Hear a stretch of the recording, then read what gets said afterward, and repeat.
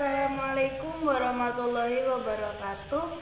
Perkenalkan, nama saya Balgis Yaiza Afkarina, NIM T 2018-40443, Prodi PGMI IAIN Jember. Nah, sekarang saya mau menganalisis materi tentang psikologi pendidikan.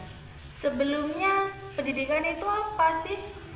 Pendidikan yaitu suatu hal yang sangat dibutuhkan dalam kehidupan, seperti pengetahuan, keterampilan, dan kebiasaan sekumpulan manusia yang diwariskan dari satu generasi ke generasi selanjutnya melalui pengajaran, pelatihan, dan penelitian. Nah, pendidikan ini bertujuan untuk mencerdaskan dan juga mengembangkan potensi di dalam diri peserta didik. Dengan pertumbuhan kecerdasan dan potensi diri, maka setiap anak akan memiliki ilmu pengetahuan, kreativitas, kesehatan, jasmani, dan rohani.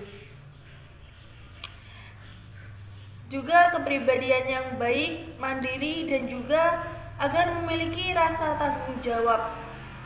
Ketika dalam proses pembelajaran dilakukan seorang diri, maka psikologi pendidikan ini tidak begitu dipentingkan. Namun, ketika pendidikan ditularkan dari seorang guru, maka psikologi pendidikan sangat dibutuhkan. Nah, sekarang psikologi sendiri itu apa? Psikologi yaitu sebuah bidang ilmu pengetahuan dan ilmu terapan yang mempelajari mengenai perilaku dan fungsi mental manusia secara ilmiah. Dalam psikologi pendidikan dipelajari berbagai hal mengenai teknik hubungan baik antara guru, murid, dan lingkungan pendidikan dengan harapan terciptanya lingkungan pendidikan yang kondusif dan mendukung proses pendidikan itu sendiri.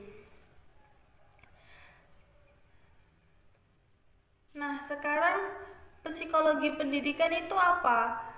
Yaitu ilmu yang mempelajari penerapan teori-teori psikologi dalam bidang pendidikan.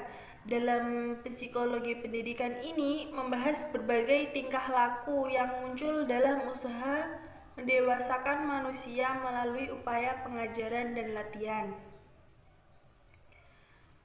Nah, sekarang kita sudah tahu apa itu psikologi pendidikan. Selanjutnya, mengenai ruang lingkup psikologi pendidikan.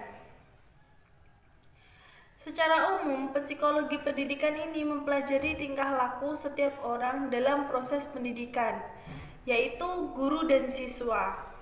Nah, tetapi secara umum para ahli membatasi pokok bahasan dalam psikologi pendidikan ke dalam 3 hal, yaitu yang pertama belajar, proses belajar, dan situasi belajar. Belajar sendiri itu apa? Yaitu pokok bahasan yang mencakup berbagai teori, prinsip-prinsip, karakteristik, perilaku siswa, dan lain-lain. Selanjutnya proses belajar. Proses belajar yaitu pokok bahasan tentang tahapan perbuatan dan peristiwa dalam proses belajar siswa. Nah, sekarang situasi belajar, yaitu pokok bahasan tentang suasana dan keadaan lingkungan, baik fisik maupun non-fisik, terkait dengan aktivitas belajar siswa.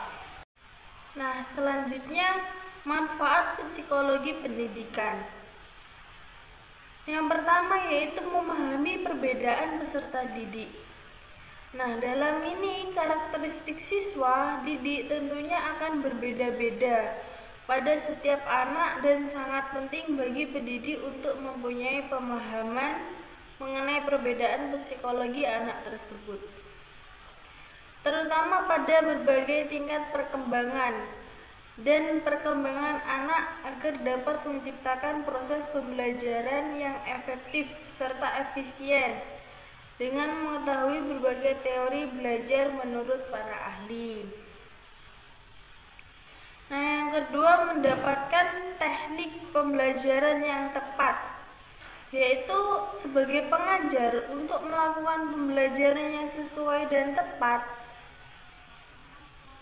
itu harus memiliki bekal dasar dalam menilai teknik pembelajaran yang efektif yang sekitar yang sekiranya bisa digunakan dan diterapkan dalam keadaan tertentu, terutama jika keadaan karakteristik siswa berbeda-beda karena ada macam-macam kecerdasan manusia.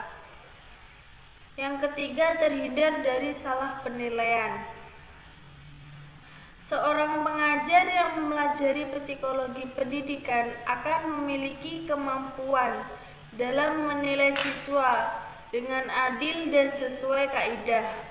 Maka dari itu, mempelajari psikologi pendidikan membuat seorang pengajar mampu mengalami dan mengerti kemampuan masing-masing siswanya, sehingga kejadian pilih kasih dalam penilaian tidak akan terjadi dan penilaian secara adil bisa terwujud. Yang terakhir, menciptakan iklim yang kondusif, yaitu apabila pendidik memiliki pemahaman yang baik tentang tempat belajar yang digunakan, hal itu akan sangat membantu untuk menciptakan suasana belajar yang kondusif dan menciptakan materi belajar yang akan mendukung proses belajar mengajar agar efektif. Untuk itu diperlukan pengetahuan akan prinsip-prinsip yang tepat dalam proses belajar, mengajar, serta bagaimana melakukan pendekatan yang berbeda untuk mendapatkan hasil yang lebih baik. Nah, terima kasih. Sekian dari saya. Wassalamualaikum warahmatullahi wabarakatuh.